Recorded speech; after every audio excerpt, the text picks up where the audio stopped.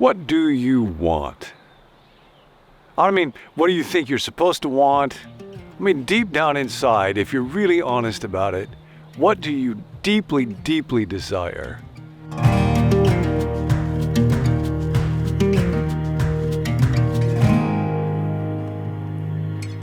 We are made to want. Everybody has a wanter. When Jesus begins his ministry in the Gospel of Mark, the very first question he asks is, what do you want? Often people think that being a Christian means that I'm supposed to not really want anything, to just say, God, whatever you want is fine with me. But actually, God made us with wanters. God made us to have desires. If you're standing behind somebody in Starbucks or at Haagen-Dazs and they have all this time in line and then they get to the front and they're asked, what do you want? And they still haven't made up their mind yet. It's actually quite irritating. Nobody likes somebody where they're not clear about what is it they want. Everybody has desires. We were made to want. And no way to ask that question, what do you want, is what is your story? And we're going to get deeply into our stories. What is your story? And what is your story with God as we go through this series? I want so much to unpack this the best that I can as I set this up today.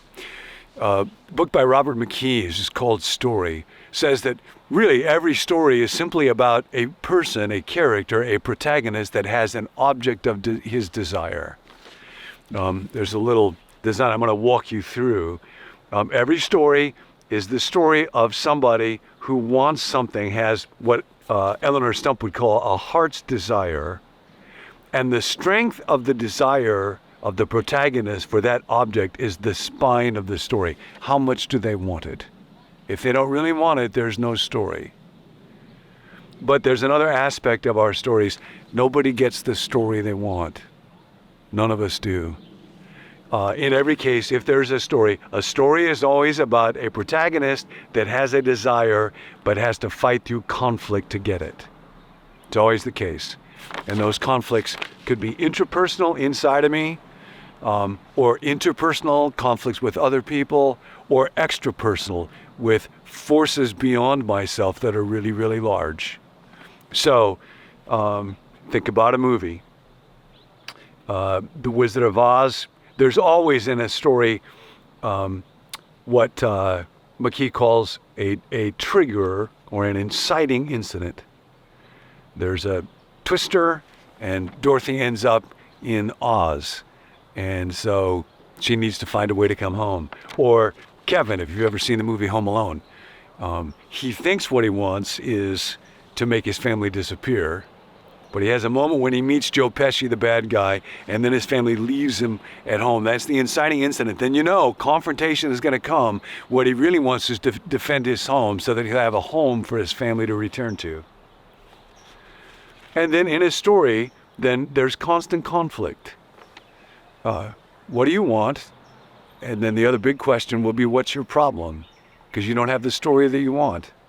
And how much are you willing to fight for what's really worth wanting?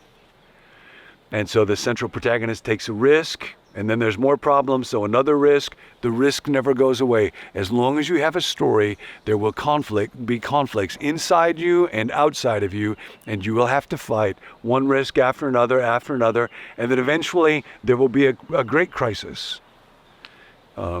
Dorothy has to face the Wicked Witch. And then in a moment that we couldn't have anticipated, as an act of kindness, because she's a kind person, she tries to pour water on the Scarecrow to rescue him from fire.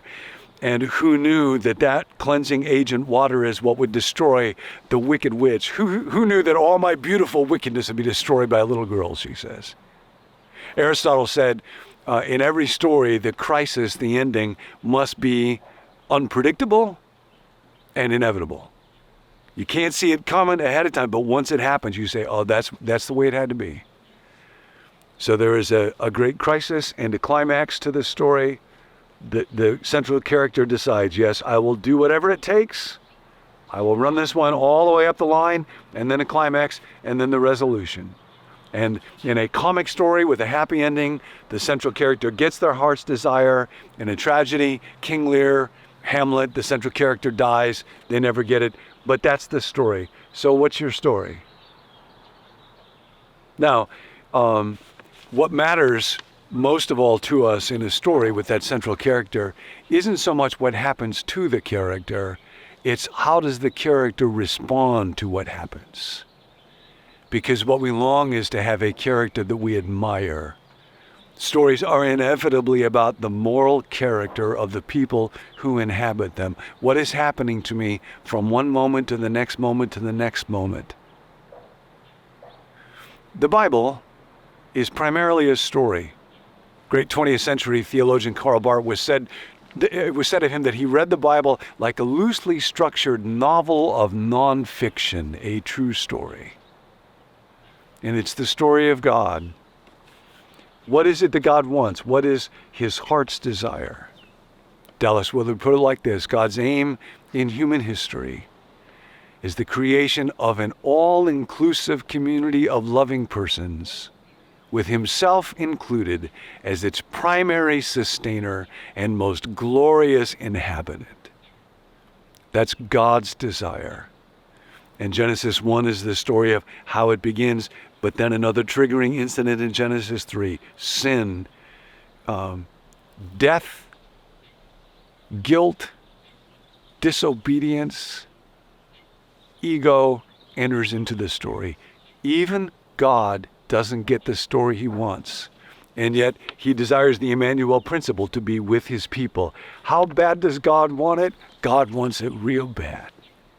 God wants it real bad. And so the story is continued on with a man named Jesus. And his ministry begins, baptism, and then he goes into the wilderness, and he's got problems. He has to fight the evil one, Satan, temptation, people who oppose him, risk after risk after risk after risk, until the great crisis in the garden where he says, not my will, but yours be done. And then the ultimate climax on a cross. And then no one saw this coming but him, resurrection. A great ending has to be both unpredictable and inevitable. And that is the cross, and that is the resurrection. And that is why the story of Jesus, in a unique way, is just the story of the human condition. So the question for you and me in this series is, how does our story get incorporated into his great story? And what we will do, there's a wonderful book by Richard Lisher called Our Hearts Are Restless, and he looks at the stories, the spiritual memoirs of 24 people who sought in their own way to find God or to follow Jesus.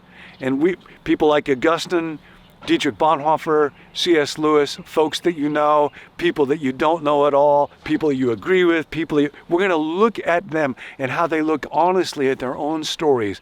What did I think I wanted? I made my family disappear, wanted to be rich, wanted to be famous, wanted pleasure. What was worth wanting? And how does my story intersect with God's story? Everybody has a story.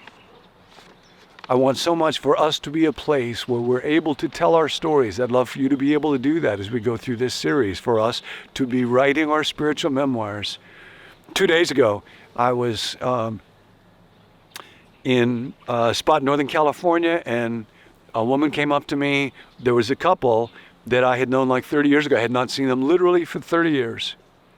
And she follows a little bit, so she came and told me we knew each other's kids. She remembered when Nancy had to take medicine that was kind of radioactive for a thyroid, and to nuke her thyroid, and one of our kids asked, Mom, are you going to glow now? So she was asking, is Nancy still glowing? And I asked, how's your story? And she told me they had 2 beautiful little children when we knew them. A year ago, one of them died of addiction and mental health related issues.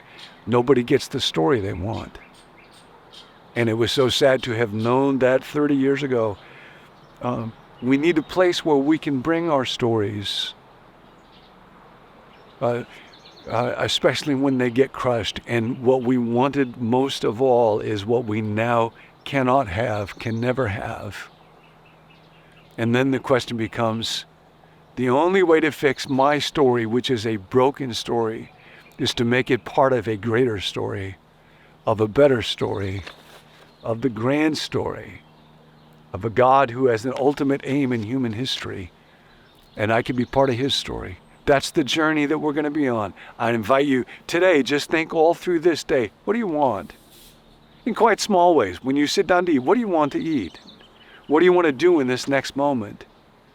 But then if you're really honest about it, what's that great desire in your heart? Might just be money right now. Might be something that you think is not really worth it. But that's where we start. God, here's where I am right now.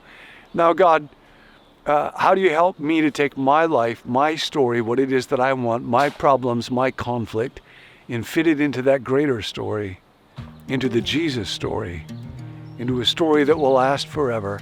Our broken, sad stories will be healed, if they are to be healed at all, by being fixed into that greater story. Everybody has a story.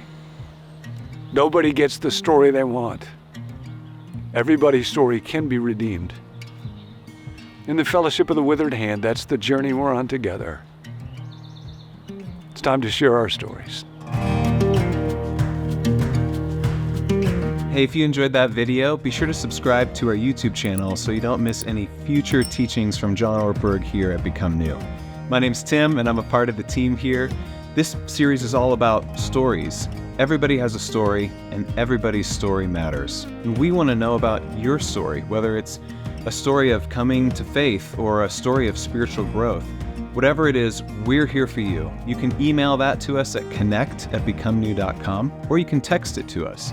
You can also sign up for daily reminders whenever we drop a new video via text by texting the word BECOME to the number 855-888-0444. You can also send us prayer requests there. There's a team of us that meet to pray each weekday for viewers just like yourself.